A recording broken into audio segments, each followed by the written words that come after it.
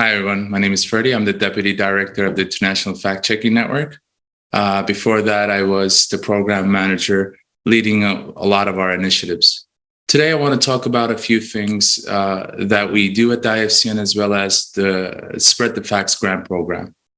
As many of you know, some of the individuals who will be speaking today have been partaking a part of this program, so I'm not going to dive deep into their projects and what they have accomplished, but tell you a little bit about three other programs that caught my eye during the application phase and as we continue to execute the projects. I'm going to share my screen and go through a few slides. I'm going to try to make this as painless as possible. Let me just dive into the slideshow here and go to the very top. I was taking a look at my slides just for one more time before I started with you guys today. Like I said, I am from the International Fact-Checking Network. I want to tell you a bit about the International Fact-Checking Network. We're going to talk about the Spread the Facts grant program, Dubawa's experience. My God, there is a typo there, which I will fix. Vishwash News is project 3. 3 projects I'm going to be talking about. Dubawa's project, Fact Check Georgia's project, and Vishwash from India's project. And then I also want to conclude with the Global Fact Check Fund and how it can be utilized to engage more audiences as well as expand your fact-checking operations. So what is the International Fact-Checking Network? Most of you probably know we are a band of organizations coming together around a set of principles. Now, it's not often you see organizations come together to abide by a set of principles willingly, wantingly. These principles are there not only to guide them through the work that they do, but also allow readers to understand how we do our work. The International Fact-Checking Network was established in 2015, and as the first signatories of the Code of Principles was 35 organizations. Today, we are 159 organizations from 70 different countries. The principles we abide by are fairness and nonpartisanship.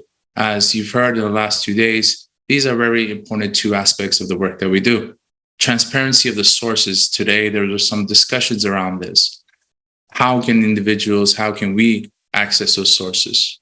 Transparency of funding an organization. Most individuals, most organizations, we want our organizations to be transparent of their funding, of who they are, how they do the work, so their readers can also understand and take part of that. Standards of transparency of methodology. We want to know how you do your work. What are the steps that you take? What are the steps that you take to complete a fact check, a verification, a debunking, a deep fake verification? We want to know those methodologies, not only for us, but for your readers, so they can also replicate those findings. Last but not least, an opens and corrections policy. We're all human. We all do make mistakes, but these mistakes should be also heard to. Let your audiences engage with you. Let them communicate with you. How do you publish something that was incorrect or was missing information? So we want our organizations to be transparent in how they do the work and how they display those corrections on their websites. I'm going to move on into the Spread the Facts grant program. Just to give you an overview, the Spread the Facts program supported organizations using WhatsApp to combat misinformation on the WhatsApp platform. Now, for several years, the IFCN and its organizations around the world have been dabbling on creating chatbots, dabbling on creating infrastructures where they are engaging their communities, where they're sharing those informations with them. So we saw this as an opportunity to be able to provide them a space, to provide them a funding in coalition with Meta to be awarded $450,000 to organizations during this program. 1 second, please. The program focuses on launching 2 tracks, a launch track and a scale track. The launch track was geared to organizations that's just trying to figure out what type of audience engagement did they want to enhance on the WhatsApp platform, how to engage with their audiences using the platform itself. The scale track was there for organizations in order to expand on what they have built, especially on the WhatsApp API distribution. We wanted them to enhance their workflow and efficiency, tool implementation, as well as collaboration on fact-checking. Now, most grant programs at IFCN are only open to IFCN signatories, but at the end of this program, you'll be hearing another grant program that is open to the wider community that we serve. The launch track was based on the WhatsApp business app, and the scale track operations on the WhatsApp API prior to the application. So these were the tenets of the grant program. Basically, we let it open all to the organizations to let them come up with ideas, because each country and each region has their own experiences, has their own ways of tackling misinformation, but across the board, we face the same issue around the world. Sorry about that. My keyboard was not working properly. So one of those programs I want to talk to you about today is the BAWAS program. Now, what really interested me in this program was how they were reaching audiences with limited literacy skills. For a lot of us, this is not a way we would establish parameters of the work that we do. But like I said, each region and each country has its own challenges and issues they need to face. So limited literacy skills was the baseline of this program, where the strategy involved in adaptive language, a language adaptation, fact check reports in indigenous languages. I'm sorry, but I might butcher the indigenous names, and I'm really extremely sorry about that. Husu, Ligbo, Tiwa, and Creole, catered to audiences in Nigeria, Ghana, and Sierra Leone. The way they did this was audio focused, recognizing the preference of marginalized groups for audio on WhatsApp, especially with low-end literacy skills. Audio format, they utilize WhatsApp Business App to deliver translated audio content, ensuring accessibility to those facing reading challenges. Along with that, they equipped the bot that they were expanding on a media literacy component, which gave tools for users to navigate through online information, how they can spot these misinformations more thoroughly and help clean the misinformation space. The key objectives of this program was to produce a 2-minute audio fact-check report in 4 of the indigenous languages and build a robust WhatsApp community in each of those countries, at least targeting 256 members, ensuring that an effective dissemination happens. In most instances, it's not easy to build an audience. So these programs and projects that we provide the organizations level out their beginnings, give them a leverage to continue to build on the program that they have achieved through the grant program. The impact of this program, the verified information reach to traditionally neglected constituency, combating misinformation and disinformation on WhatsApp. It was user-centric by targeting WhatsApp prevalent tool in these regions. The BAWA delivers verified content in the native languages, ensuring both understandable and accessible. So this is one of those projects that we had funded in the launch phase. I'm going to go quickly to the next two programs, and then I want to give it over to our distinguished colleagues who've actually gone through some of these trials and challenges that they have faced. Fact Check Georgia is another program that we help grant through the Spread the Facts grant program, fostering a fact-checking culture among Georgian WhatsApp users and new audiences with facts-based information to enhance resilience against disinformation. As you can see, two of these programs focus on similar components on expanding and reaching new audiences through WhatsApp. Their execution was to establish a platform by Fact Check Georgia. The innovation behind it is developed a semi-automatic chatbot on WhatsApp, and it was set up on thematic groups for diverse audiences, including media stakeholders, teachers, and activists. The content delivered fact-based information on subjects like economics, politics, justice, catering to the diverse audiences. Users could select updated frequency, daily, weekly, or monthly. Most of us don't like to get daily messages on our personal phones. And this allows the audiences to engage with the WhatsApp chatbot in a way they want to. So customization can be very important for you to be able to engage with your audiences. The expansion strategy, they outreach to media outlets as well as civic education teachers. These thematic groups help them establish a basis where they could broaden their audiences.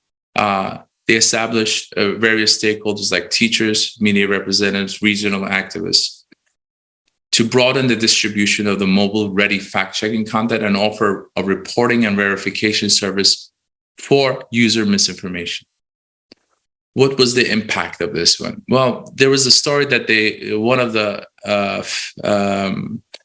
audiences they were engaging with, which caught my eye, was a teacher who leveraged the service of the counterattack misinformation regarding the Orthodox Church of Ukraine. So now, not only fact checkers, journalists are able to counter misinformation, but everyday people who is absorbing information, who is reading content, are able to verify the content that they're reading. A visual outreach, production of short videos addressing critical information, subjects like the Russian-Ukraine war, Georgian politics, thereby promoting the fact-checking for those issues. Engagement to content, especially videos, ignited discussions, shares, and received positive feedback on Fact Check Georgia's online platforms. Now, both of the programs I have explained were touching on expanding audiences, catering to certain audiences. In the first one, we had limited literacy skills. In the second one, we had building thematic audiences where they were able to successfully distribute the program. Now, Wishwash News took a different approach. They had an online and an offline aspect to their project. Their objective was to bridge the gap between the general public facing misinformation and verified facts. Through the Facts Up WhatsApp campaign drive, Wishwash News aimed to strengthen its bridge on verifying information. Facts Up campaign, a dedicated effort to raise public awareness about daily misinformation, directed them to the Wishwash WhatsApp API. So they were able to contact the Wishwash's teams through the platforms that Wishwash was able to build on WhatsApp. Linked audiences across 20 cities in 11 Indian states. on WhatsApp, trained, educated individuals to discern and challenge misinformation, rose awareness by connecting people to Wishwash's tip line, which significantly expanded its reach. The target was to boost numbers from 200 to 2,000, but they surpassed it with a total of 2,100 tips in the 6-month duration that they were running this program. The total outreach of the program, like I said, there was online and offline programs. This number is 7.3 million in 3 different stages. Of course, the stages of the impact vary due to the interaction of those each levels. Level 1 was registration into the events and the WhatsApp groups. So the participation in the offline was 3,118. But I'm not going to go into the rest of the numbers. Level 2, content sharing, as they were sharing the content through their WhatsApp chatbots and their platforms. And of course, social media is the interaction they have received through the social media platforms that they run. The execution of the program, like I said, was a hybrid training, both online and offline fact-checking sections. Community engagement, encouraging attendees to disseminate, acknowledge within their social circles. So word of mouth, we need to start, in a sense, talking to the people around us, encouraging them to be able to identify misinformation through the ways that we identify misinformation. Fact champs recognize and celebrate those who champion truth by sharing the most. So they literally had a list of individuals within their chatbots who were constantly rising to the occasion and sharing and helping the fight against misinformation through the WhatsApp platform. So they had a ranking file to see who was participating the most. Sometimes these types of competition-based things do encourage individuals to participate more, to understand more, and to get more out of the program and projects. They have their dedicated page, and I've heard over 1 million times through this conference. It will be shared at the end of the conference with the rest of the participants. Now I want to pause for a moment, spread the facts on the side, because the rest of the 45 minutes is going to be detailing specific programs that were tied to this Spread the Facts program. I'm going to leave my colleagues that opportunity to explain more the work they individually did. Now, Global Fact Check Fund. This is a funding opportunity that the IFC had. Excuse me. Okay. This is a funding opportunity the IFCN has brought forth to its fact-checking community through collaboration with YouTube, Google, and the IFCN. This fund is $12 million to be dispersed in 3 years in 3 different categories: build, grow, and engage. The reason why I'm talking about this today is because I want the fact-checking community, the community who fights disinformation, to understand that there are resources out there for you to build these types of programs in order to expand your reach, build your capacity, engage with audiences, and there are funds out there for you to do it. We might not be the only ones, but there are many different types of funding opportunities. This is one of them. The funds aims to provide grants opportunities to maximum 110 organizations across 49 languages. This is an approximation of where we hope to be at the end of the 3 years. But in the course of 3 years, we will be distributing $12 million in specific grant opportunities. Those grant opportunities are labeled build, grow, and engage. I'm going to quickly talk about these, and then I'm going to hand the discussion over to my colleagues. The build application period is right now closed, but it will reopen in the next few months. The build category, the applicants seek to maternally scale and upgrade their media outlets, online presence, including improving website development, domain hosting, publishing tools, content management, developing security measures to fight against hacking or other threats. Other considerations can include staffing, professional development that invests in the human capital of your organizations. One of the most difficult things is to build the capabilities of the organizations, and we want to be able to help in that by investing in our colleagues, in our teams, to betterment, to be able to fight as a team more coherently. So formal mentoring, coaching programs, you can use the build program in order to fund these types of opportunities for your teams.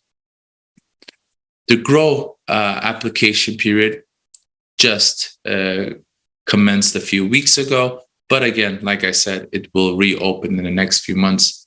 Applicants will be seeking to obtain an infusion of funding to support the development of their institutional capacity, their competitors, and sustainability in their local regions. We're hoping that organizations take the grow opportunity in order to create programs designed to boost their visibility, training, launching fundraising initiatives. And we know it's not easy to diversify our revenue stream. So we're actively looking for organizations and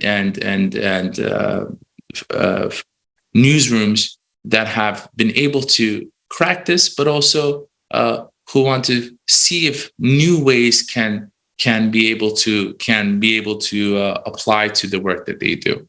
So diversifying revenue streams, expanding data analytical tools, growing partnerships and collaborations to leverage resources. So grow is an opportunity for organizations to be able to really showcase your strengths, but also define those strengths by expanding on what you have already done.